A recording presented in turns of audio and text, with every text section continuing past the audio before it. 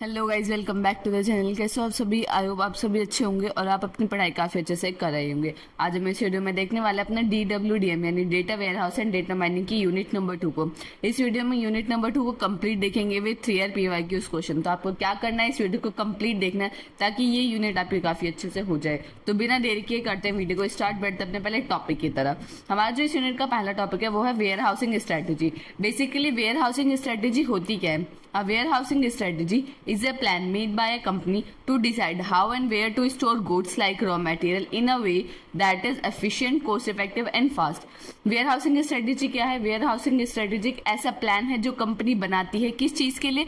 Decide करने के लिए कि भाई जो हमारा डेटा वेयर हाउस है उसके अंदर हमें कौन से डेटा, कौन सी इंफॉर्मेशन, कौन से गुड्स या कौन से रॉ मटेरियल को स्टोर करना है और कहाँ स्टोर करना है ताकि हम एफिशिएंटली उसको यूज कर सके, हमारा कोस्ट इफेक्टिव रहे और फास्टेस्ट हमारे एक्सेसिबल हो।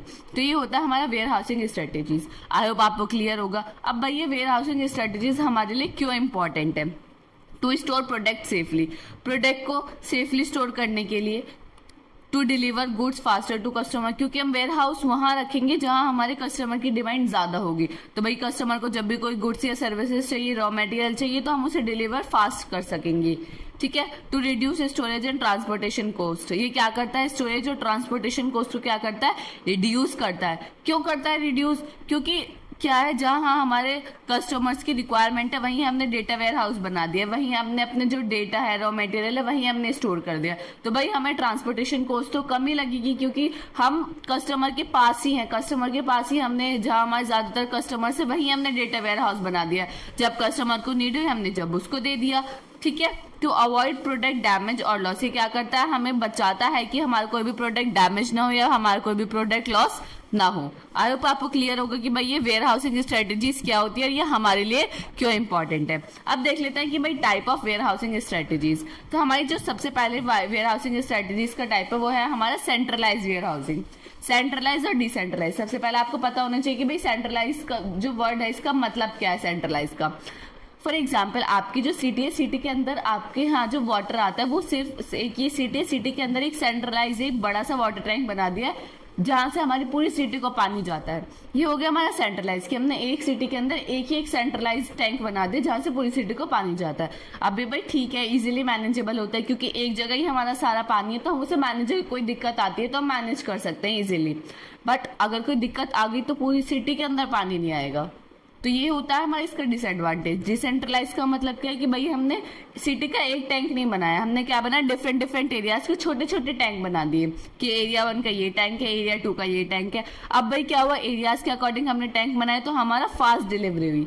बट यहाँ क्या था, यहाँ वो जो दिक्कत थी कि भाई सेंट्रलाइज में क्या थे, अगर वो खराब हो गया तो पूरे सिटी को पानी नहीं पहुंचेगा। बट यहाँ क्या था, अगर एक स्पेसिफिक एरिया का टैंक खराब हुआ है तो भाई उसी एरिया में नहीं पहुंचेगा टैंक, बाकी सब जगह पहुंचेगा।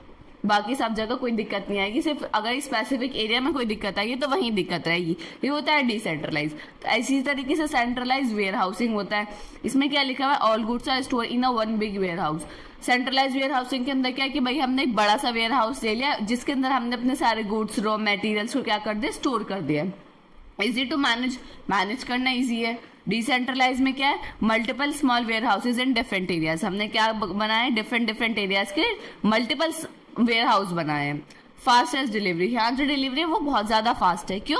क्योंकि एरियाज के अंदर, स्पेसिफिक एरिया के अंदर है तो भाई जिस भी एरिया के अंदर जैसे भी कस्टमर की रिक्वायरमेंट है तो हम क्या करते हैं? वेयर हाउस के अंदर जल्दी से वो डेटा या इन्फॉर्मेशन निकाल कर कस्टमर तक पहुंचा देते हैं। ठीक है। आई होप आपको क्लियर होगा। नेक्स्ट है private warehousing. Private warehousing as the name suggest private, ये किसी स्पेसिफिक कंपनी के लिए होती है कि भाई किसी एक कंपनी ने अपने खुद के लिए एक वेयर हाउस खरीद लिया है तो वो हो गया प्राइवेट वेयर हाउसिंग। अब भाई हर जो कंपनी लार्ज बिजनेसेस में काम आता है, अब स्मॉल बिजनेसेस जैसे हो गए तो वहां ये हमारा यूज नहीं आएगा क्योंकि डेटा वेयर हाउस की जो कॉस्ट है वो बहुत ज्यादा होती है। ठीक है। अब हर कोई ऐसे नहीं है कि भाई बिजनेस स्टार्ट करा तो उसके पास इतना सारा डेटा आ गया कि उसे डेटा वेयर हाउस की जरूरत पड़ रही है। तो ये क्या होता है, ये लॉन्ग टर्म के लिए बहुत अच्छा होता है private warehousing, but small businesses इसको यूज नहीं करते क्योंकि कॉस्टली होता है। नेक्स्ट है public warehousing. Public warehousing as the name suggest publicly. क्या हुआ भाई, एक हमारा बिग वेयर हाउस है, मेरी कंपनी है, मेरा बिजनेस है, तो भाई मुझे कुछ टाइम के लिए थोड़ा सा डेटा वेयर हाउस के अंदर जगह चाहिए।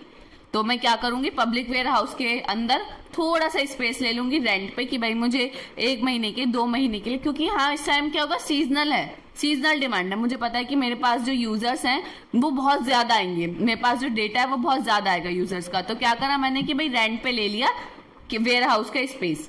तो ये हो गया हमारा पब्लिक वेयर हाउसिंग। अब ऐसा नहीं है वो जो बिग वेयर हाउसेस के अंदर मैं ही हूँ, वहाँ बहुत सारे स्मॉल बिजनेसेस, बहुत सारे और बिजनेसेस का डेटा, रॉ मटेरियल, गुड्स वहां क्या होंगे, स्टोर होंगे। तो ये होता है हमारा public warehousing. Contract warehousing, contract warehousing क्या होता है कि भाई एक तरीके से हम परमानेंट स्पेस ले लेते हैं इतने साल के लिए, कि भाई मैंने 5 साल का कॉन्ट्रैक्ट करा, लीगली हम कॉन्ट्रैक्ट करते हैं। बिजनेसेस जो मीडियम साइज बिजनेसेस होते हैं ना, उन्हें जरूरत पड़ती है, वो क्या करते हैं, वो प्राइवेट वेयर हाउसिंग की जगह कॉन्ट्रैक्ट वेयर हाउसिंग का यूज करते हैं कि भाई हम 5 साल के लिए आप पर मैं कॉन्ट्रैक्ट कर लेते हैं, ये डेटा वेयर हाउस 5 साल के लिए मेरा है, आप इतने पैसे मुझसे ले लो और ये हमारा कॉन्ट्रैक्ट है, इस तरीके से। तो ये होता है हमारा contract warehousing. Smart warehousing की बात करूं तो स्मार्ट वेयर हाउसिंग के अंदर हम क्या यूज करते हैं, रोबोट्स, एआई, आईओटी का जिसके अंदर हम यूज करते हैं उसको बोलते हैं स्मार्ट वेयर हाउसिंग। क्योंकि अमेजोन जो है, जब हमारी बिग बिलियन सेल्स वगैरह आती हैं तो मिनट, आप ये सोचो कि 1 मिनट के अंदर कितने ऑर्डर्स आते होंगे, बहुत सारे ऑर्डर्स आते होंगे। अगर आप मैनुअली करने बैठोगे तो क्या आप कैलकुलेट कर पाओगे कि कहाँ से ऑर्डर आ रहे हैं, कितने ऑर्डर आ रहे हैं, क्या चीज के ऑर्डर आ रहे हैं? नहीं, ये मैनुअली एक काम नहीं कर सकते, क्योंकि वहां बहुत मिनट में मुझे लगता है 1000 ही ऑर्डर आते हैं एक टाइम पे, ठीक है। तो वहां हम किसका यूज करते हैं, Amazon robot power warehousing का यूज करते हैं, जो क्या ध्यान रखता है कि भाई हर मिनट के अंदर कौन सा हमारा पिक और पैक करना है हमें ऑर्डर, ठीक है। ये होता है हमारे smart warehousing. I hope आपको क्लियर होगा कि भाई ये वेयर हाउसिंग क्या होता है और उसके टाइप्स क्या है। बढ़ते अपने नेक्स्ट टॉपिक की तरफ, जो कि warehousing management and support processes. Warehousing management, as the name suggest, management का मतलब क्या होता है, मैनेज करना।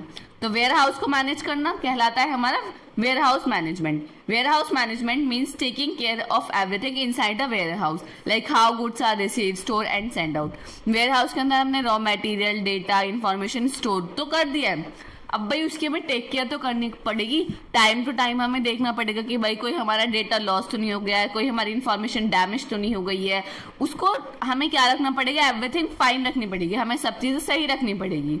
और हमें ये देखना पड़ेगा कि भाई हम किस तरीके से उस, ऐसे नहीं वेयर हाउस के अंदर कि भाई जो हमें इन्फॉर्मेशन डेटा चाहिए हमने उसे कहीं ऐसी जगह स्टोर कर दिया जहां से हमें एक्सेस करने में बहुत ज्यादा टाइम लगेगा, तो वो चीज भी नहीं होनी चाहिए। तो हमें ये भी देखना है कि जो भी गुड्स हम किस तरीके से रिसीव करेंगे, किस तरीके से स्टोर करेंगे और किस तरीके से सेंड करेंगे। ये होता है हमारा main goal warehousing management का, ठीक है। The goal is to make sure everything is store properly. इसका जो मेन गोल है वो ये है कि भाई वेयर हाउस के अंदर जो भी हम स्टोर कर रहे हैं तो वो प्रॉपरली स्टोर रहे। इजी टू फाइंड करने में हमें इजी मतलब इजीली हम फाइंड कर पाए। ऐसा नहीं कि भाई हम डेटा को फाइंड करने में 2 दिन लग रहे हैं, हमें डेटा ही नहीं मिल रहा है, इन्फॉर्मेशन ही नहीं मिल रही है, इस तरीके से नहीं होना चाहिए। And ready to send out when needed. अब ऐसा होना चाहिए भाई हम स्पेसिफिकली, जैसे बुक शेल्फ होती है ना, तो आप अपनी बुक्स अगर ऐसी लगा दोगे, ऐसी सारी बुक्स एक जगह रख दोगे, तो अगर आपको कोई स्पेसिफिक बुक चाहिए तो आपको ढूंढने में ज्यादा टाइम लगेगा। बट अगर आप क्या रखोगे, उसे सीक्वेंस वाइज लगाओगे कि भाई ये मेरी बुक इंग्लिश की है, ये मेरी ज्योग्राफी की है, तो क्या होगा आपको भाई स्पेसिफिकली आप शेल्फ में जाओ और वो बुक ले लो। इसी तरीके से यहाँ है, तो हमें डेटा को इसी तरीके से स्टोर करना है कि भाई जब हमें जरूरत हो तो हम एकदम से उसको जाकर एकदम उसको रिसीव कर ले, ठीक है। ऐसे नहीं कि भाई हम ढूंढे जा रहे हैं। It's all about keeping things smooth and efficient. इसका मतलब क्या है कि भाई हम ये चाहते हैं कि भाई डेटा वेयर हाउस के अंदर जो भी चीजें हो रही हैं वो स्मूथली हो और एफिशिएंट वे में हो, ठीक है। ये होता है हमारा वेयर हाउसिंग मैनेजमेंट। अब वेयर हाउसिंग मैनेजमेंट के अंदर कुछ पॉइंट्स आते हैं, जैसे receiving, storing, picking, packing, shipping. Management के अंदर ये सब चीजें तो आती हैं, तो ये 5 चीजें होती हैं जिन्हें हमें मैनेज करना होता है। रिसीविंग यानी getting product from supplier, supplier से हमें क्या लेना है, प्रोडक्ट को लेना है, वो कहलाता है हमारा receiving. Storing, keep goods in the right place safely. अब हमारे पास वो गुड्स आ गए हैं तो अब हमें स्टोर करना है, किसके अंदर स्टोर करना है, डेटा वेयर हाउस के अंदर स्टोर करना है। तो भाई हमें राइट प्लेस फाइंड करना पड़ेगा जहां हम उसको इजिली स्टोर कर सकें। पिकिंग क्या होता है, choosing the right item when an order is receive. अब हमें पिक करना है कि भाई राइट आइटम जो हमारे कस्टमर के अकॉर्डिंग जो उनका आइटम्स है हमें उसको पिक करना है, और उसको रिसीव करना है। अब ऐसा नहीं कि कस्टमर ने तो दूसरी बुक मांगी, आप कुछ और बुक दे रहे हो, ऐसे नहीं होना चाहिए।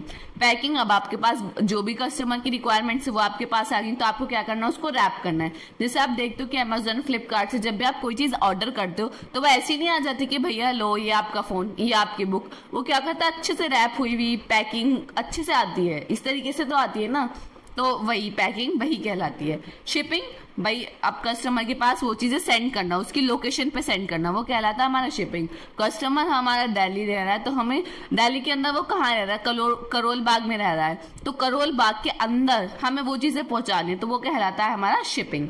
आई होप आपको क्लियर होगा कि वेयर हाउसिंग मैनेजमेंट क्या होता है और हमें मैनेज करने के लिए कौन कौन से पॉइंट्स इंपॉर्टेंट है। ठीक है, बढ़ते अपने नेक्स्ट टॉपिक की तरफ, जो कि support processes in where housing.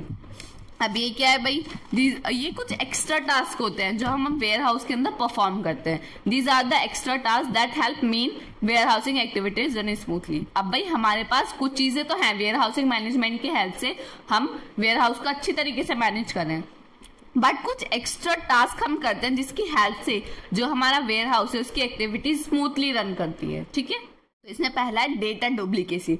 Data duplicacy का क्या मतलब है कि भाई जो भी हमारे पास डुप्लीकेट डेटा है उसको हमें क्या करना है, रिमूव करना है, ताकि जो हमारे स्टोरेज है वो ऑप्टिमाइज रहे। अब भाई हमारे पास डेटा है वो 4-5 तरीके का सेम ही डेटा हमारे पास स्टोर है, तो हम क्या करेंगे भाई एक टाइप का डेटा उसको रख देंगे, और जो उसकी कॉपीज है, जो उसकी डुप्लीकेट है या जो उसकी रिडंडेंट डेटा है, हम उसको क्या करेंगे, रिमूव कर देंगे, ताकि जो हमारा स्टोरेज है वो ऑप्टिमाइज रहे और इसकी परफॉर्मेंस इंप्रूव होती रहे। ये होता है हमारा पहला पॉइंट, डेटा डुप्लीकेसी, जो हम एक्स्ट्रा टास्क परफॉर्म करते हैं वेयर हाउसिंग की एक्टिविटीज को स्मूथ करने के लिए। नेक्स्ट है backup and recovery process. Time to time backup करते रहें, ताकि अगर आपका डेटा कोई लॉस हो गया तो आप बैकअप से उसको रिस्टोर कर सके। ठीक है, रेगुलरली शेड्यूल करें बैकअप ऑटोमेटिकली, कि भाई अगर आप भूल जाएं तो वो ऑटोमेटिकली बैकअप होता रहे, वीक में करें, महीने में करें। ठीक है, नेक्स्ट है डेटा मैनेजमेंट। कुछ using software to track items, भाई मैनेज करना है डेटा को। डेटा आपने, जैसे मैंने अभी आपको बताया,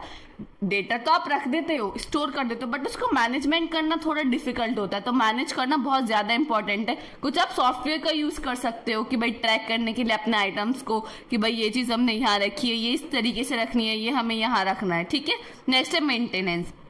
मेंटेनेंस यानी भाई आपको कुछ दिख रहा है कि भाई आपके डेटा में एरर आ गया या डेटा आपका कुछ बग आ गया है, ठीक है, तो आप क्या करोगे, अब वो लॉस हो गया है, तो आप क्या करोगे, उस डेटा को वेयर हाउस के अंदर से निकालोगे, जो भी उसके अंदर बग या एरर आ गया उसको फिक्स करोगे, देन उसको स्टोर करोगे। ये कहलाता है हमारा मेंटेनेंस, की टाइम टू टाइम आप उसकी मेंटेनेंस भी देख रहे हो कि भाई कोई दिक्कत तो नहीं है, अगर कोई दिक्कत आ रही है तो आप उसको दूर करो। ठीक है, ये कहलाता है हमारा मेंटेनेंस। तो ये 4 point, data duplicacy, backup and recovery, data management and maintenance, ये 5 ऐसे टास्क हैं जो हेल्प करते हैं हमें वेयर हाउस एक्टिविटीज को स्मूथली रन कराने में। ठीक है, ये कुछ एक्स्ट्रा टास्क होते हैं जो हम परफॉर्म करते हैं। आई होप आपको क्लियर होगा। नेक्स्ट है आपका warehousing planning and implementation.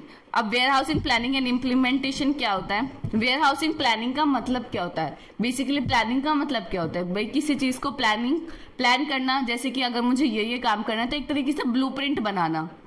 ठीक है, वही तो हमारे कहलाता है प्लानिंग। तो वेयर हाउसिंग प्लानिंग है क्या? Warehousing planning is like making a smart blueprint और game plan before building and organizing a warehouse. अब ऐसे नहीं कि भाई आप जाओ और तुरंत वेयर हाउस बना लो या वेयर हाउस को ऑर्गेनाइज कर लो, नहीं, आपको एक प्रॉपर प्लानिंग की जरूरत है कि भाई हमारे वेयर हाउस के अंदर हम कौन कौन सी इन्फॉर्मेशन रखेंगे, कौन कौन सा डेटा रखेंगे, किस किस तरीके से इसको उनको स्टोर करेंगे, कौन कौन सा डेटा हम एक साथ रखेंगे। तो प्रॉपर प्लानिंग की जरूरत है। ऐसे नहीं कि आप गए और बस आपने रख दिया या ऐसी आप ऑर्गेनाइज करो, वो चीजें नहीं होती। ये सब चीजें प्लानिंग बहुत ज्यादा इंपॉर्टेंट होते हैं। जैसे आप प्रोजेक्ट कोई बना रहे हो तो उसके लिए प्लानिंग मैटर करता है, इसी तरीके से वेयर हाउस के अंदर प्लानिंग बहुत ज्यादा मैटर करती है। ठीक है, it's about deciding how to set up the storage space, what you need and how everything will work।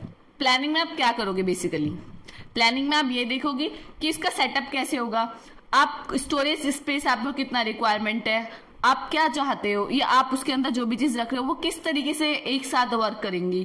तो ये सब चीजें आपको प्लान करना पड़ेगा ताकि आपको दिक्कत आगे ना आए। तो वो चीज कहलाता है हमारा वेयर हाउसिंग प्लानिंग। अब इसके कुछ पॉइंट्स है। पहला है हमारा डिफाइन द पर्पस एंड गोल। अब भाई आपको पर्पस और गोल तो क्लियर होना चाहिए कि अगर आप कोई भी टास्क कर रहे हो तो सबसे पहले क्या कहते हैं कि भाई आप अपना गोल क्लियर कर लो। 12th के बाद जब आप 10th के बाद जब आप स्ट्रीम चूज करते हो तो सब क्या बोलते हैं, अपने गोल के अकॉर्डिंग लो, अपना गोल क्लियर करो, उसके अकॉर्डिंग आप चूज करो कि आपको पीसीएम पढ़ना है, पीसीबी पढ़ना है। ठीक है, यही तो होता है। इसी तरीके से यहाँ होता है, आपको फिगर आउट करना पड़ता है कि भैया आपको उस चीज की जरूरत क्यों है, आप उस चीज से अचीव क्या करना चाहते हो। तो वो कहलाता है हमारा पर्पस एंड गोल, कि आपको पर्पस एंड गोल उसका क्लियर होना चाहिए। नेक्स्ट है डेटा सोर्स आइडेंटिफिकेशन। अब आपको पता चलेगा कि भाई वेयर हाउस की जरूरत मुझे इसलिए है और इससे मैं ये चाहता हूँ। ठीक है, अब आपको डेटा उसके अंदर स्टोर करना है। अब डेटा सोर्स को आइडेंटिफाई करना कि भाई जो मेरा फिगर आउट करना कि जो मेरा डेटा है वो कहाँ से आएगा। ऐसा तो है नहीं कि सब डेटा आपके पास ही रहेगा। अब मुझे वो डेटा कहाँ से लेना है, कहाँ से मेरे पास डेटा आएगा, वो कहलाता है हमारा data source identification. For example database से आएगा, एक्सेल फाइल से मेरे पास डेटा आएगा। ठीक है, नेक्स्ट है डिफाइंड डेटा। डिफाइंड डेटा मतलब decide what data should be stored. अब भाई आपके पास इतना डेटा आ गया, बल्क में डेटा आ गया, सबको आप ऐसे ही रख दोगे? इतना डेटा आ गया, आपने उठाया उस डेटा को और वेयर हाउस के अंदर रख लिया, ऐसे कर दोगे? नहीं। आप क्या करोगे, देखोगे कि भाई हमें डेटा कौन से स्टोर करना है। डुप्लीकेसी होगी, रिडंडेंसी होगी, तो उसे अननेसेसरी डेटा को हटाना है। हमें कोई उसके अंदर ये नहीं दिखाना स्टोरेज फालतू का फुल नहीं करना, अननेसेसरी डेटा को हटाना, सिर्फ जो रिक्वायर्ड डेटा उसको ही हम स्टोर करेंगे, वो कहलाता है हमारा डिफाइंड डेटा। नेक्स्ट है choose architecture. Decide how the warehouse will be build. अब आर्किटेक्चर यानी ये डिसाइड करना कि वेयर हाउस किस तरीके से बिल्ड होगा। बिल्ड आप उसको स्क्रैच से बिल्ड नहीं कर रहे हो कि भाई डेटा की आपके अकॉर्डिंग आप उसको किस तरीके से बिल्ड करोगे। आपके पास वेयर हाउस आ गया, अब उसके अंदर डेटा स्टोर करना, इंफॉर्मेशन स्टोर करना, गुड्स को रखना, ये सब बिल्डिंग किस तरीके से, उसका आर्किटेक्चर किस तरीके से होगा। ठीक है, वो है हमारा चूज आर्किटेक्चर। नेक्स्ट है हमारा tools and technologies. Tools and technologies क्या होता है हमारा कि choose software and hardware tools for storing, processing and reporting. अब भाई आपको सॉफ्टवेयर और हार्डवेयर तो रिक्वायर्ड होंगे प्रोसेसिंग के लिए, रिपोर्टिंग के लिए, स्टोरेज के लिए। ऐसा तो है नहीं कि भाई ऐसी आप जाके ऐसी स्टोर कर दोगे, कुछ ना कुछ सॉफ्टवेयर टेक्नोलॉजीज आपको चाहिए होती हैं, तो कहलाता है हमारा टूल्स एंड टेक्नोलॉजीज। तो ये 5 पॉइंट्स वो हैं जो हमारे किसके अंदर आते हैं, वेयर हाउसिंग प्लानिंग के अंदर आते हैं, जो आपको क्या ध्यान में रखने होते हैं at the time of planning. कि भाई आपका गोल क्लियर होना चाहिए, डेटा सोर्स पता होना चाहिए, डेटा पता होना चाहिए, उसका आर्किटेक्चर पता होना चाहिए, tools and technologies. I hope आपको क्लियर होगा। नेक्स्ट है हमारा वेयर हाउसिंग इम्प्लीमेंटेशन। अब भाई प्लानिंग तो कर लिया पूरी, अब भाई उसको इम्प्लीमेंट तो करना है ना, तो वो कहलाता है हमारा warehousing implementation. Proper planning कर लिया है, डेटा हमारे यहाँ से आएगा, इस डेटाबेस से आएगा, ये डेटा को हम स्टोर करेंगे, इस तरीके का आर्किटेक्चर रहेगा हमारा, ये टूल्स एंड टेक्नोलॉजीज हम यूज करेंगे। सब चीजें प्रॉपर प्लानिंग हो गई। Once planning is done, now it's time to build. अब आपका टाइम, अब हमारे क्या टाइम आ गया उसको बिल्ड करने का। तो आप वेयर हाउस को आप बिल्ड करोगे तो सबसे पहला क्या होता है, डेटा एक्सट्रैक्शन।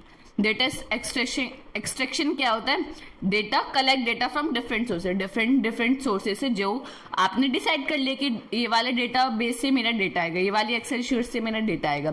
डिसाइड आप प्लानिंग में कर लियो, अब उसको एक्सट्रैक्ट किस में करोगे, इम्प्लीमेंटेशन के अंदर कलेक्ट करोगे जो भी आपके डेटा सोर्सेज है वहां से डेटा को। नेक्स्ट है डेटा क्लीनिंग, जो भी एरर्स है, जो भी डुप्लीकेट है, जो भी इनकम्प्लीट डेटा उसको हटाओगे, सिर्फ और सिर्फ क्लीन डेटा, जो भी आपका यूजफुल डेटा उसको आप अपने पास रखोगे। Next data transformation. Data transformation, अब भाई आपको किसी स्पेसिफिक फॉर्मेट में डेटा चाहिए तो आप उसको क्या करोगे, ट्रांसफॉर्म करोगे। ठीक है, फॉर एग्जांपल मेरे पास ऐसी डेटा है तो आपको उसके टेबल में चाहिए तो आप उस डेटा को क्या करोगे, कुछ सॉफ्टवेयर, कुछ टूल एंड टेक्नोलॉजीज की हेल्प से उसको कन्वर्ट कर दोगे, किसमें, टेबल्स में। ठीक है, नेक्स्ट है डेटा लोडिंग। डेटा लोडिंग यानी load the clean and transform data into warehouse. अब भाई मैंने डेटा को एक्सट्रैक्ट कर लिया है, क्लीन कर लिया है, ट्रांसफॉर्म कर लिया है, अब बारी है मुझे वेयर हाउस के अंदर उसको स्टोर करने की। वो कहलाता है मेरा डेटा लोडिंग। जो भी मेरा क्लीन डेटा है और ट्रांसफॉर्म डेटा है, जस्ट उसको वेयर हाउस के अंदर स्टोर करना। Data indexing. इंडेक्सिंग का मतलब क्या होता है कि भाई मैं ये ध्यान रख पाऊं कि भाई ये जो डेटा है वो वहां रखा हुआ है, लाइक एड्रेस की तरह। तो वही इसके अंदर data organize data to make searching and reporting faster. Indexing का हम इसलिए यूज करते हैं ताकि जो हमारी सर्चिंग है और जो हम सर्चिंग क्या हो सके, फास्ट हो सके। हमें ऐसा नहीं कि सब जगह मुझे ढूंढना पड़ रहा है, मुझे उसका इंडेक्स नंबर पता है तो जस्ट मैं जाऊंगी और वो डेटा को एक्सेस कर लूंगी। जैसे कि एड्रेस अगर आपको किसी का पता होगा तो जस्ट आप उनके यहाँ चले जाओगे, अगर आपको एड्रेस नहीं पता होगा तो बस आप ऐसे ढूंढते रहोगे कि भाई उनका घर कहाँ है। तो वो चीज कहलाती है हमारी डेटा इंडेक्सिंग। से हमारा टेस्टिंग। टेस्टिंग क्या, check if the data is correct and the system work properly. अब भाई आपने सब चीजें तो कर ली हैं, उसकी इंडेक्सिंग वगैरह करना, बट टेस्टिंग भी तो बहुत जरूरी है कि भाई टाइम टू टाइम आप चेक करते रहो कि भाई डेटा तो करेक्ट है सिस्टम के अंदर, सिस्टम तो वर्क आपका सही कर रहा है। ऐसा तो नहीं अपना डेटा स्टोर करना आपका सिस्टम ही वर्क नहीं कर रहा है, तो वो कहलाता है हमारा टेस्टिंग। नेक्स्ट है डेप्लॉयमेंट। डेप्लॉयमेट क्या, make the warehouse live for user to access. भाई जो यूजर है वो एक्सेस कर सके वेयर हाउस को, वो कहलाता है डेप्लॉयमेंट। मेंटेनेंस, रेगुलरली फिक्स करना, अपडेट करना, रेगुलरली आपको जो भी एरर्स हैं उन चीजों को टाइम टू टाइम चेक करना। अगर कोई है एरर आ रहा है, कोई बग आ रहा है, कोई दिक्कत आ रही है, कोई डेटा लॉस हो गया, उसको क्या करना, रेगुलरली चेक करना और रेगुलरली उसको ठीक करना, वो कहलाता है हमारा मेंटेनेंस। आई होप आपको क्लियर होगा। तो ये हमारे 8 पॉइंट्स काफी इंपॉर्टेंट है डेटा किस वेयर हाउस इम्प्लीमेंटेशन के अंदर। वेयर हाउस प्लानिंग पहले होता है, देन उसके बाद वेयर हाउस इम्प्लीमेंटेशन होता है। अगर ये क्वेश्चन आता है तो आपको इसी तरीके से इसको एक्सप्लेन करके आना है। आई होप आपको क्लियर होगा। टॉपिक है हमारा hardware and operating system for data warehousing. इसका क्वेश्चन एकेटिव 2021-22 में आया था। तो क्वेश्चन सिंपल यही आया था कि आपको एक्सप्लेन करना है कि डेटा वेयर हाउस के अंदर हार्डवेयर एंड ऑपरेटिंग सिस्टम क्या होता है, किस तरीके से वर्क करते हैं।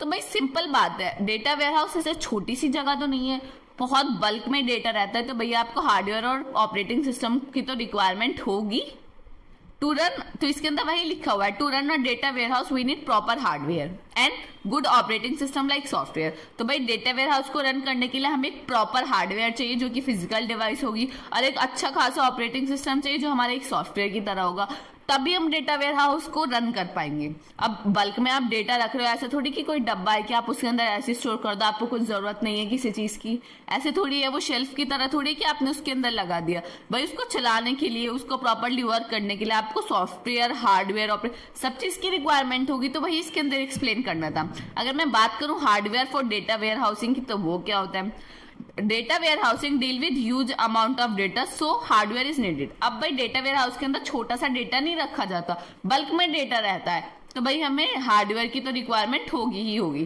तो पहला है हमारा प्रोसेसर। प्रोसेसर यानी CPU, the brain of the system. आपको पता है सीपीयू को हम क्या बोलते हैं कि ये ब्रेन ऑफ द सिस्टम होते हैं, ब्रेन होता है ये। तो fast multiple core processor is needed. अब आपको यहाँ ऐसे नहीं कि भाई एक ही प्रोसेसर चाहिए, अब बल्क में डेटा चाहिए तो आपको मल्टी कोर प्रोसेसर चाहिए जो बहुत फास्ट हो, उस चीज की आपको रिक्वायरमेंट होती है हार्डवेयर के अंदर डेटा वेयर हाउस को रन करने के लिए। ठीक है, पहला है हमारा प्रोसेसर्स, ताकि हमारा जो डेटा है वो क्या हो सके, क्विकली प्रोसेस हो सके। ठीक है, नेक्स्ट है मेमोरी, जिसको हम रैम बोलते हैं, use to temporary hold data while it's being processing. अब भाई प्रोसेस डेटा को स्टोर करने के लिए हमें एक टेम्परेरी जगह चाहिए होती है, तो वो हमारी क्या कहलाती है, रैम। एटलीस्ट 64 GB और more is common in large warehouse. Large warehouse के अंदर अगर आप बात करो तो 64 GB उससे ज्यादा हमें एटलीस्ट रिक्वायरमेंट होती है मेमोरी की। ठीक है, नेक्स्ट है स्टोरेज। स्टोरेज यानी हार्ड डिस्क या SSD जो होते हैं, store all the data in the warehouse. अब भाई डेटा वेयर हाउस के अंदर हम स्टार्टिंग से पढ़ते आ रहे हैं डेटा को स्टोर करना, तो भाई स्टोरेज एक जगह भी तो होनी चाहिए ना उसके लिए, तो स्टोरेज यूनिट भी होनी चाहिए। तो usually warehouse using a combination of both data hard disk और SSD के कॉम्बिनेशन से जो हम डेटा वेयर हाउस वो स्टोरेज को यूज करता है, ताकि वो डेटा को, बल्क डेटा को इजीली स्टोर कर सके। नेक्स्ट है network, need to transfer data quickly between system. अब भाई एक नेटवर्क तो चाहिए, जैसे लैन हो गया या फाइबर नेटवर्क हो गया, जिनकी हाई स्पीड हो, जिसकी हेल्प से वो डेटा को ट्रांसफर कर पाए। अब यूजर को डेटा चाहिए, हमें पास नेटवर्क ही नहीं है, तो किस तरीके से आप यूजर तक डेटा पहुंचाओगे, तो प्रॉपर आपको नेटवर्क चाहिए ना, कम्युनिकेशन के लिए भी, डेटा यूजर की बात समझने के लिए भी, और यूजर तक डेटा पहुंचाने के लिए भी, तो अच्छा खासा आपको नेटवर्क चाहिए। ठीक है, आई होप आपको क्लियर होगा।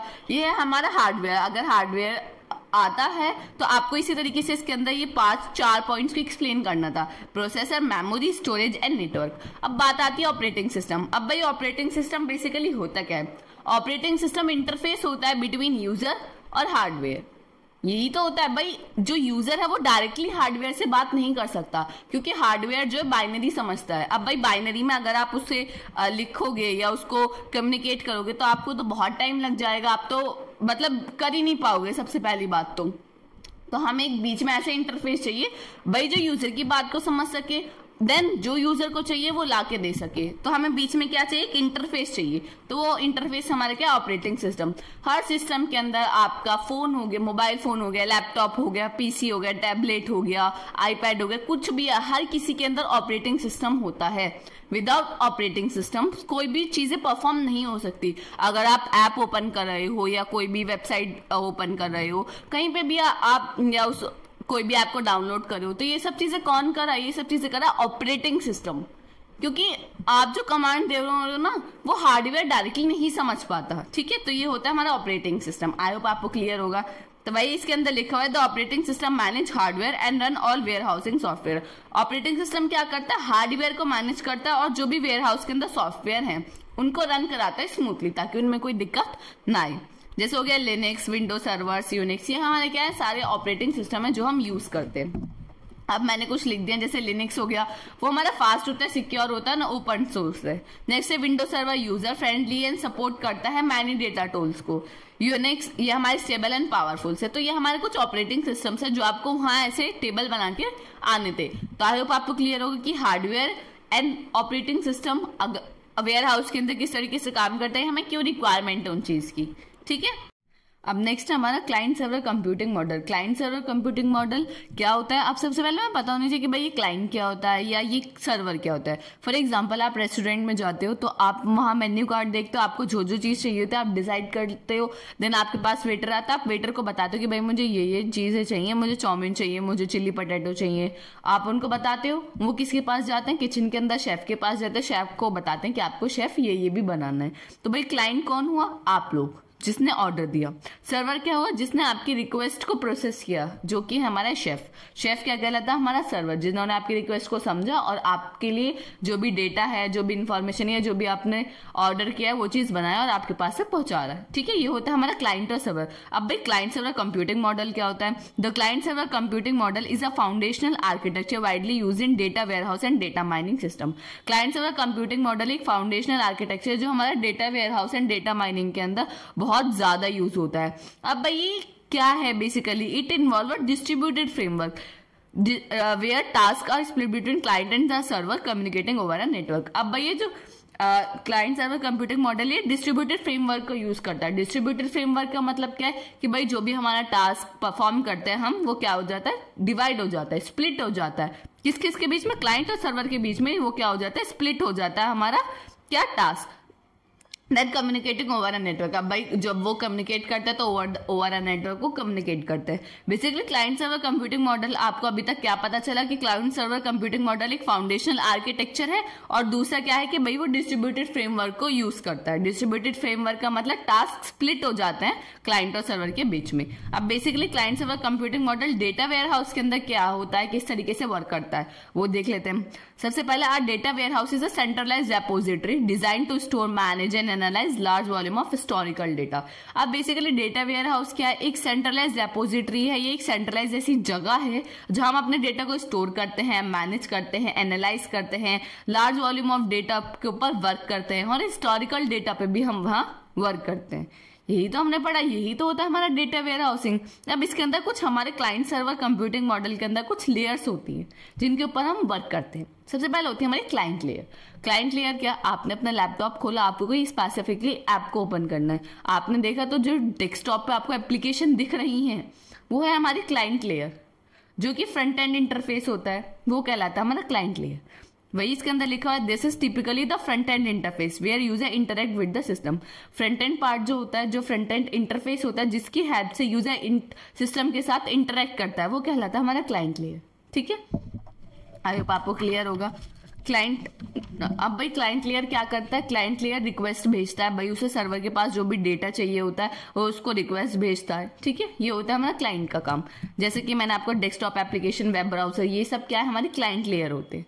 सर्वर लेयर का काम क्या होता है, जो भी हमारे पास क्लाइंट लेयर के पास है, जो भी हमारे पास रिक्वेस्ट आई उस रिक्वेस्ट को समझना, उस रिक्वेस्ट को प्रोसेस करना और जो भी उनको डेटा चाहिए उस तक डेटा पहुंचाना, ये काम होता है हमारा सर्वर लेयर का। जैसे मैंने आपको बताया कि शेफ क्या करता है, आपको जो भी चाहिए वो आपके लिए बनाता है, फिर आपके पास पहुंचाता है। इसी तरीके से सर्वर जो भी आपको चाहिए वो क्या करता है, रिट्रीव करता है डेटा डिफरेंट सोर्सेज से, देन वो आपके पास पहुंचाता है। ठीक है, ये होता है हमारा सर्वर लेयर का काम। वही इसके अंदर लिखा हुआ है। इसमें फर्स्ट पॉइंट में क्या लिखा हुआ है, the server host the data warehouse itself. जो सर्वर होता है वो डेटा वेयरहाउस के अंदर खुद ही होस्ट का काम करता है, जिसके अंदर क्या क्या चीजें होती है, ओरेकल हो गया, एसक्यूएल सर्वर्स हो गए, ये सब चीजें होती हैं। और वही इस नेक्स्ट पॉइंट में वही चीजें लिखी हुई है कि the processes client request retrieve data from warehouse and perform operation like join aggregation. Server क्या करता है, जो भी क्लाइंट्स की रिक्वेस्ट आती है उसको प्रोसेस करता है, जो भी डेटा चाहिए होता है वो डेटा रिट्रीव करता है, कोई भी ऑपरेशन परफॉर्म करता है वो करता है, देन वो डेटा जो भी चाहिए होता है क्लाइंट के पास पहुंचा देता है। ठीक है, ये होते हैं हमारी सर्वर लेयर। नेक्स्ट होती है हमारी कम्युनिकेशन लेयर। कम्युनिकेशन क्या होती है, कम्युनिकेशन लेयर क्या होती है, जिसकी हेल्प से आप सर्वर, क्लाइंट और सर्वर के बीच में बात कर सकते हो, कम्युनिकेट कर सकते हो, उसे हम बोलते हैं communication layer. Client and server communicate via protocol like TCP/IP ensuring seamless data exchange. अब भाई जब आप कम्युनिकेट करते हो क्लाइंट और सर्वर के बीच में, तो आपको एक प्रोटोकॉल चाहिए, कोई ना कोई प्रोटोकॉल तो चाहिए होता है। तो हम किसका यूज करते हैं, मैक्सिमम टाइप TCP/IP प्रोटोकॉल का यूज करते हैं, जिसकी हेल्प से हम डेटा एक्सचेंज बहुत इजीली करते हैं। ठीक है, अब ये क्या करता है, जो कम्युनिकेशन लेयर होता है ये एक तरीके से मिडल वेयर होता है, क्लाइंट और सर्वर के बीच में एक तरीके से मिडल वेयर यानी एक इंटरफेस की तरह वर्क करता है, जो क्या करता है, जो ये इंश्योर करता है कि भाई जो आप बात कर रहे हैं, जो आप कम्युनिकेट कर रहे हैं वो ऑप्टिमाइज वे से करेगा और भाई बैलेंस करके चलेगा। ऐसे नहीं कि भाई करे जा रहे हो, समझ ही नहीं आ रहा है, डेटा पे ट्रैफिक हो गया, ये सब चीजें इसके अंदर नहीं आती। तो आई होप आपको क्लियर होगा कि client layer, server layer, communication layer हमारी क्या होती है।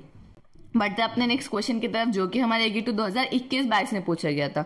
तो क्वेश्चन था क्या, describe about the parallel processors and cluster system under the data warehouse process technology. आपको क्या बताना था, पैरेलल प्रोसेसर्स बताने थे, क्लस्टर सिस्टम को एक्सप्लेन करना था in terms of data warehouse and data mining process technology. अब बेसिकली सबसे पहला आता है हमारा टॉपिक कि भाई ये है क्या, इसके अंदर क्या लिखा हुआ है, in the context of data warehouse process technology parallel processors and cluster system are critical innovations that enhance the performance, scalability and efficiency of data warehousing operations.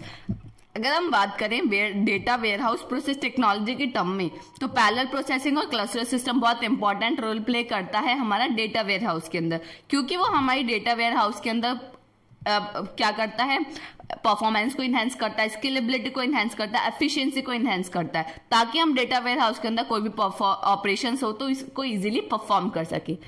ठीक है, आई होप आपको क्लियर होगा। तो सबसे पहला टर्म आती है हमारी पैरेलल प्रोसेसिंग। अब भाई नॉर्मली पैरेलल प्रोसेसिंग क्या होती है कि भाई कुछ सारे 4-5 काम आप एक साथ करो, that is the concept of parallel processing.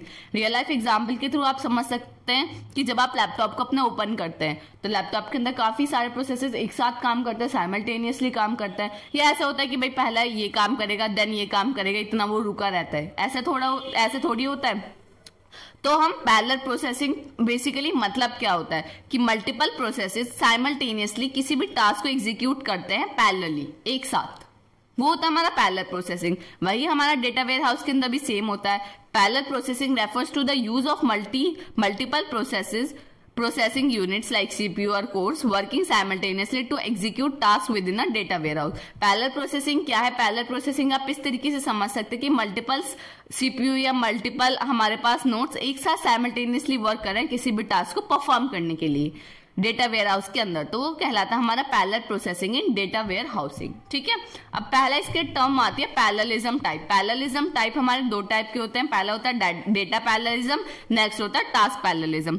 Data parallelism क्या होता है कि भाई जो भी डेटा है हम उसको डिवाइड कर देते हैं मल्टीपल प्रोसेसेस को, कि प्रोसेसर जो है 1 है उसको हमने ये वाला डेटा दे दिया, प्रोसेसर 2 को ये वाला डेटा दे दिया। अब हर प्रोसेस इंडिपेंडेंटली उसके ऊपर वर्क करता है, उस डेटा के ऊपर वर्क करता है, वो कहलाता है हमारा डेटा पैरेललिज्म।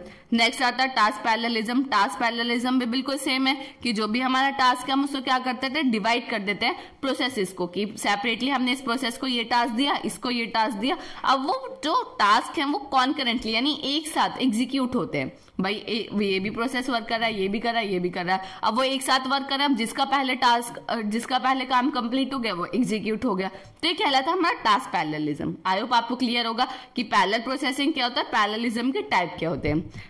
नेक्स्ट हमारा आर्किटेक्चर। आर्किटेक्चर के अंदर पहला हमारा आता है symmetric multi processing. Symmetric multi processing के अंदर क्या होता है कि भाई जो हमारे मल्टीपल प्रोसेसेस है, मल्टीपल सीपीयूज के जिनके अंदर हम यूज करें, तो वो सब शेयर यानी कॉमन मेमोरी और ऑपरेटिंग सिस्टम का यूज करें, यानी सारे सीपीयू सारे नोड सेम ही मेमोरी और ऑपरेटिंग सिस्टम का यूज कर रहे हैं। अब भाई ये लार्ज, जब हम छोटे वॉल्यूम ऑफ डेटा पे वर्क करते हैं, स्मॉल या मीडियम, तो वहां तक ठीक रहता है, बट अगर हम लार्ज वॉल्यूम ऑफ डेटा पे वर्क करते हैं तो ये बहुत ज्यादा हमारे लिए बेनिफिशियल नहीं होता है, क्योंकि वहां हमारे एरर आने के चांसेस होते हैं, तो वहां हम इसका यूज नहीं करते। आई होप आपको क्लियर होगा कि सिमेट्रिक मल्टी प्रोसेसिंग क्या होता है, जिसके अंदर भाई हमारे जो नोड्स या सीपीयूज है वो कॉमन यानी शेयर करते हैं सेम ही मेमोरी और सीपीयूज का। नेक्स्ट है हमारा massively parallel processing. Massively parallel processing के अंदर क्या होता है कि भाई हर प्रोसेसर हर नोड का इंडिविजुअली किसी की अपनी मेमोरी और ऑपरेटिंग सिस्टम अलग अलग होता है। ये वाले प्रोसेस का अलग मेमोरी और ऑपरेटिंग सिस्टम है, इसका अलग मेमोरी और ऑपरेटिंग सिस्टम है। अब ये लार्ज स्केल पे जब हम वर्क करते हैं डेटा वेयर हाउस के अंदर, वहां हम इसका यूज करते हैं। जैसे कि हमारा गूगल हो गया, अमेजोन हो गया, तो वो किसका यूज करते हैं, मैसिवली पैरेलल प्रोसेसिंग का यूज करते हैं, क्योंकि वो लार्ज अमाउंट ऑफ डेटा पे वर्क करते हैं। आई होप आपको क्लियर होगा। नेक्स्ट आपका क्लस्टर सिस्टम। क्लस्टर सिस्टम क्या होता है, क्लस्टर सिस्टम को आप एक एग्जांपल के थ्रू समझो। फॉर एग्जांपल आपके काफी सारे फ्रेंड्स हैं, आप मिलकर एक पजल को सॉल्व करो, तो भाई हर जो आपके फ्रेंड है, आप 5 फ्रेंड्स हो, तो पांचों फ्रेंड्स जो है अपना खुद पे वर्क कर रहे हैं, each one work on a part, हर कोई एक पार्ट पे वर्क कर रहा है कि भाई आप इधर का सॉल्व कर लो, आप इधर का सॉल्व कर लो, आप इधर का सॉल्व कर लो, बट सभी मिलकर एक ही चीज को तो परफॉर्म कर रहे हैं, सभी मिलकर एक ही टास्क को तो परफॉर्म कर रहे हैं, पजल को ही तो सॉल्व कर रहे हैं, तो कहलाता है हमारा क्लस्टर सिस्टम। क्लस्टर सिस्टम भी हमारे इसी तरीके से वर्क करता है कि ग्रुप ऑफ कंप्यूटर्स को कनेक्ट करता है एक साथ, ताकि वो एक सिंगल सिस्टम की तरह वर्क कर सके। ये कहलाता है हमारा क्लस्टर सिस्टम। आई होप आपको क्लियर होगा। अब भाई क्लस्टर सिस्टम किस तरीके से हेल्प करता है हमारा डेटा वेयर हाउस के अंदर, increases processing power and storage. जो भी हमारी प्रोसेसिंग पावर और स्टोरेज होता है उसको इंक्रीज करता है। Provide fault tolerance, in one system fail other keep working. Fault tolerance का मतलब क्या है कि अगर हमारे एक सिस्टम में कोई दिक्कत आ गई तो नेक्स्ट हमारा वर्किंग रहेगा। हेल्प इन स्केलेबिलिटी, स्केलेबिलिटी के लिए हेल्प करता है कि कोई और मशीन्स को हम इसके अंदर ऐड कर लेते हैं। तो आई होप आपको क्लियर होगा कि parallel processing and cluster system हमारे डेटा वेयर हाउस के अंदर किस तरीके से वर्क करता है, या बेसिकली ये होते क्या है। बढ़ते अपने नेक्स्ट टॉपिक की तरफ, जो कि है हमारा डिस्ट्रीब्यूटेड डीबीएमएस इम्प्लीमेंटेशन। यहाँ से हमारा क्वेश्चन है कि 2022-23 और 23-24 लगातार 2 साल पूछा गया। तो बेसिकली डिस्ट्रीब्यूटेड डीबीएमएस है क्या, distributed DBMS manage a database that is fragmented और replicate across multiple server connected via network. अब हमारे पास काफी सारे मल्टीपल डेटाबेस हैं, तो मल्टीपल डेटाबेस हमारे मल्टीपल सर्वर्स पर हमने उन्हें रखा हुआ है, उनको मैनेज करने का काम कौन करता है, हमारा डिस्ट्रीब्यूटेड डीबीएमएस उनको मैनेज करने का काम करता है।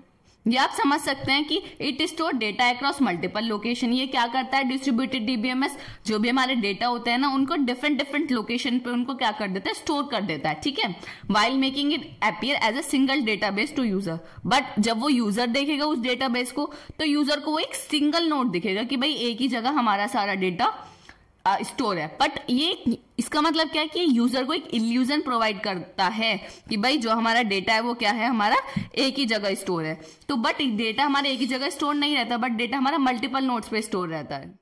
इसके कुछ की कंपोनेंट्स होते हैं। पहला क्या होता है, डेटा डिस्ट्रीब्यूशन। डेटा डिस्ट्रीब्यूशन का मतलब क्या है कि भाई जो डेटा है वो एक जगह स्टोर नहीं रहता, वो डिफरेंट लोकेशन पे डिफरेंट सर्वर्स पर डिफरेंट सिस्टम पर क्या रहता है, स्टोर रहता है।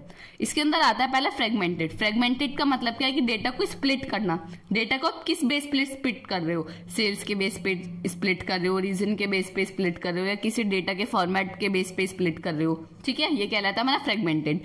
रेप्लिकेट यानी copy the same data at a multiple site. अब भाई एक साइड पे ऐसा हो सकता है जब आप मल्टीपल लोकेशन पे डेटा को स्टोर कर रहे हो, तो ऐसा हो सकता है कि एक लोकेशन से हमारा डेटा लॉस हो गया, तो आप उसकी कॉपी मल्टीपल साइट्स पे उसको आप स्टोर करोगे, ये होता है हमारा रेप्लिकेट्स। आई होप आपको क्लियर होगा डेटा डिस्ट्रीब्यूशन का क्या मतलब है। नेक्स्ट है ट्रांसपेरेंसी। ट्रांसपेरेंसी का मतलब क्या होता है, user do not need to know where the data is. User को ट्रांसपेरेंसी इतनी रहती है कि भाई यूजर को कुछ पता ही नहीं रहता। फॉर एग्जाम्पल अब आप इसके अंदर देखोगे ना ट्रांसपेरेंसी के अंदर, तो आप देखोगे भाई यूजर को इतना कुछ पता ही नहीं रहता है। पहला है लोकेशन ट्रांसपेरेंसी। लोकेशन ट्रांसपेरेंसी का मतलब क्या है कि भाई यूजर को यही नहीं पता कि भाई डेटा जो है हमारा कहाँ स्टोर है, किस लोकेशन पे स्टोर है। रेप्लिकेशन ट्रांसपेरेंसी, यूजर को ये भी नहीं पता कि किस डेटा की कितनी कॉपी क्रिएट है। नेक्स्ट है फ्रेगमेंटेशन ट्रांसपेरेंसी, किस तरीके से आपने डेटा को डिवाइड किया वो भी यूजर को नहीं पता रहता। तो समझ पा रहे हो आप, यूजर को कुछ नहीं पता रहता, बट यूजर को एक इल्यूजन प्रोवाइड किया जाता है कि भाई जो डेटाबेस है वो एक सिंगल यूनिट है। ठीक है, नेक्स्ट है ट्रांजैक्शन मैनेजमेंट। ट्रांजैक्शन मैनेजमेंट का मतलब क्या है, make sure data change are correct and consistent. जो भी आप डेटा के अंदर चेंज कर रहे हो करेक्ट रहे और कंसिस्टेंट रहे। Many user access at one, क्योंकि क्या होता है कि काफी सारे यूजर एक साथ आ जाते हैं। ठीक है, apart from the system failure, इसकी जिसकी हेल्प से हमारा क्या हो जाता है भाई, एक साथ बहुत ज्यादा ट्रैफिक हो जाता है, सिस्टम फेलियर के चांसेस ज्यादा बढ़ जाते हैं। तो उस चीज को मैनेज करना हमारा क्या कहलाता है, ट्रांजैक्शन मैनेजमेंट। आप कुछ पॉइंट्स है इसके जिसकी हेल्प से आपको पूरा क्लियर हो जाएगा। A distributed DBMS manage data store across multiple location. पहला पॉइंट क्या है कि भाई ये मल्टीपल लोकेशंस पे डेटा को स्टोर करता है। नेक्स्ट क्या है, it give the illusion of a single system user. ये यूजर को एक इल्यूजन प्रोवाइड करता है कि हमारे जो डेटाबेस है वो एक सिंगल सिस्टम की तरह वर्क करता है। थर्ड क्या है, it support fast accessible and reliable data access and mining. ये सपोर्ट करता है fast scalable and reliable data access को। ये 3 पॉइंट की हेल्प से आप इस क्वेश्चन को काफी अच्छे से इन डिटेल में समझा सकते हो। आई होप आपको क्लियर होगा।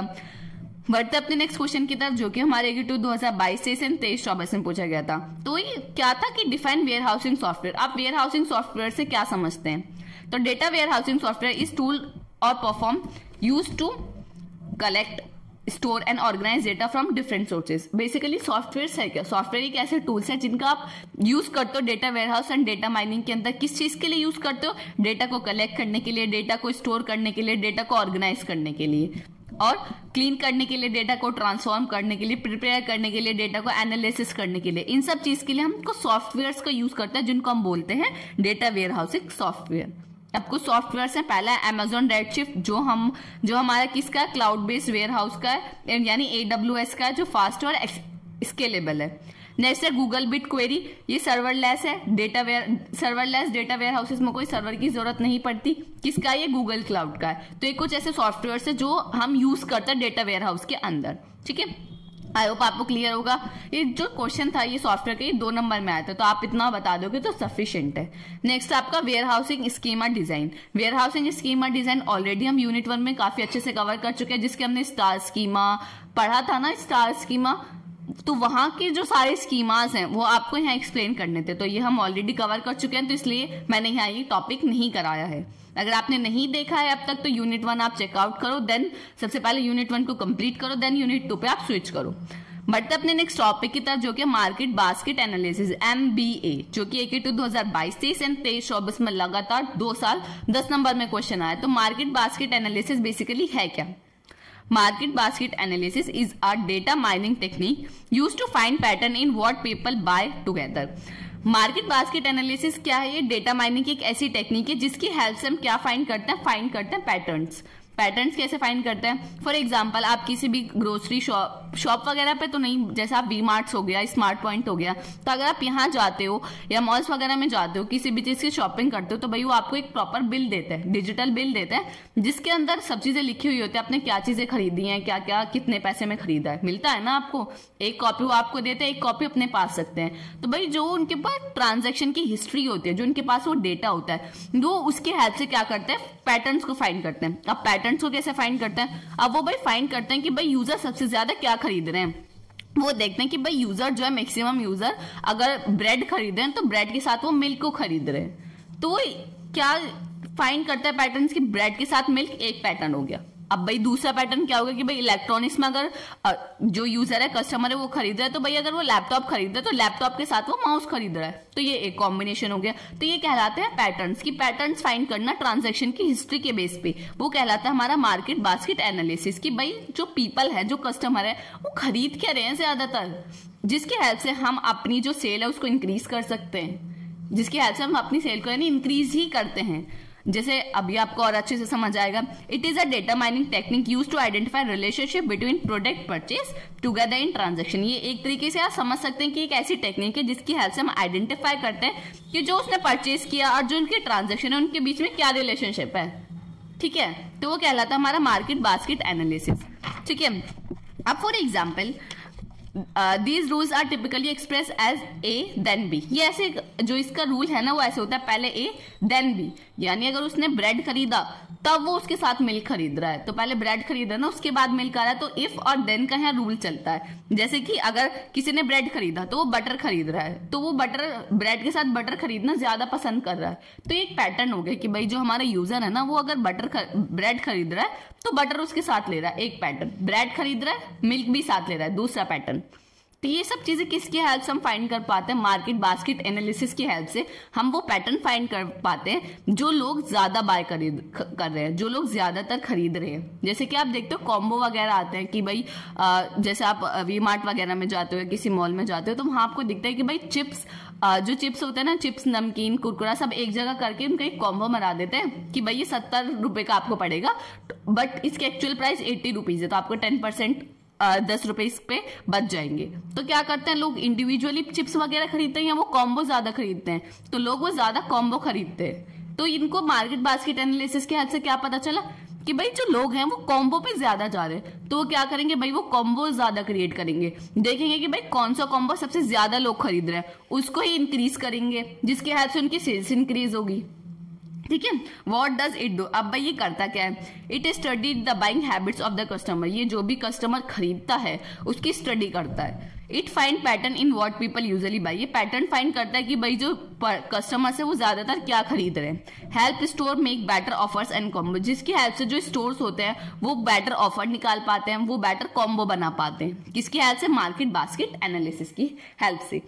अब इसके अंदर 3 कंपोनेंट आते हैं। पहला आता है हमारा सपोर्ट। सपोर्ट का मतलब क्या है कि भाई मुझे मिल्क का सपोर्ट निकालना है, मिल्क का सपोर्ट निकालना है। मेरा मिल्क एक प्रोडक्ट है, उसका मुझे सपोर्ट कैलकुलेट करना है। तो किसी भी प्रोडक्ट का सपोर्ट किस तरीके से कैलकुलेट करते हैं? जैसे फॉर एग्जाम्पल मेरा मिल्क है, तो इसमें क्या होता है कि टोटल ट्रांजेक्शन मेरी कितनी हुई, मेरी टोटल जो ट्रांजेक्शन है वो मेरी 200 ट्रांजेक्शन हुई, कि इस दिन में मेरी 200 ट्रांजेक्शन हुई।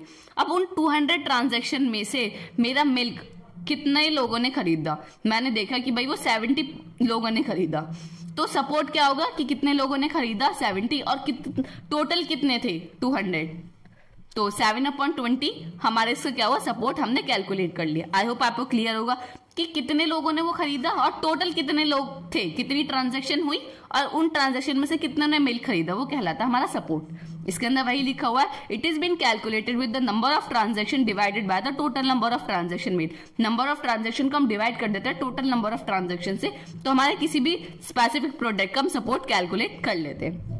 नेक्स्ट है कॉन्फिडेंस। कॉन्फिडेंस क्या कहलाता है? कॉन्फिडेंस क्या होता है? It is been calculated for whether the product sales are popular on individual sale और थ्रू कंबाइंड सेल।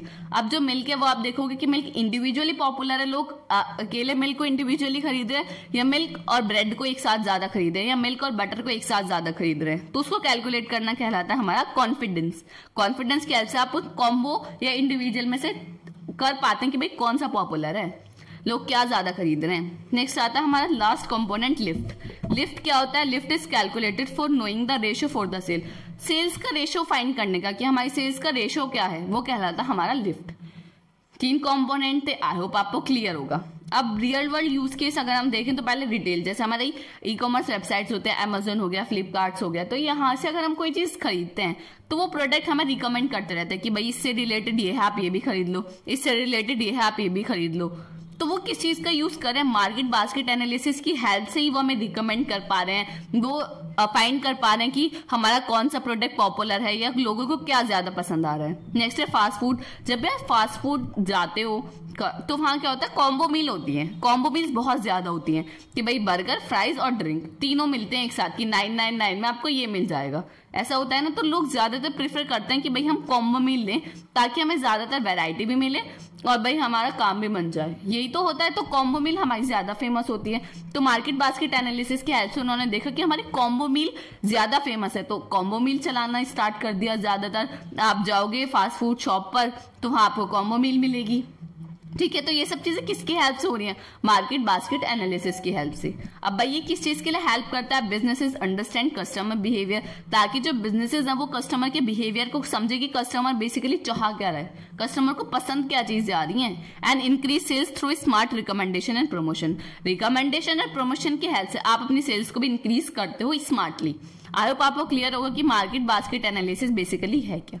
तो यहाँ ये हमारे यूनिट 2 कंप्लीट होते हैं। यहाँ हमने यूनिट 2 के सारे टॉपिक्स कवर किए विद 3 ईयर PYQs क्वेश्चंस। अगर आपको कोई भी डाउट है कमेंट सेक्शन में बता सकते हैं। अगर आपको हमारे नोट्स चाहिए तो डिस्क्रिप्शन में आपको लिंक मिलेगा, आप वहां से जाके हमारे नोट्स को डाउनलोड कर सकते हैं। अगर आपको कोई भी क्वेरी है या आपको कोई भी सजेशन देना है तो नीचे हमारे इंस्टाग्राम का लिंक मिलेगा, आप वहां से जाके हमें डायरेक्ट मैसेज कर सकते हैं। और इंस्टाग्राम पेज को भी जरूर फॉलो कर ले, वहां आपको इंटर्नशिप अपडेट मिलती रहेंगी। ये वीडियो आपको अच्छी लगे तो लाइक कमेंट शेयर करना ना भूले। मिलते हैं किसी अगली वीडियो में। Thank you so much for watching this video.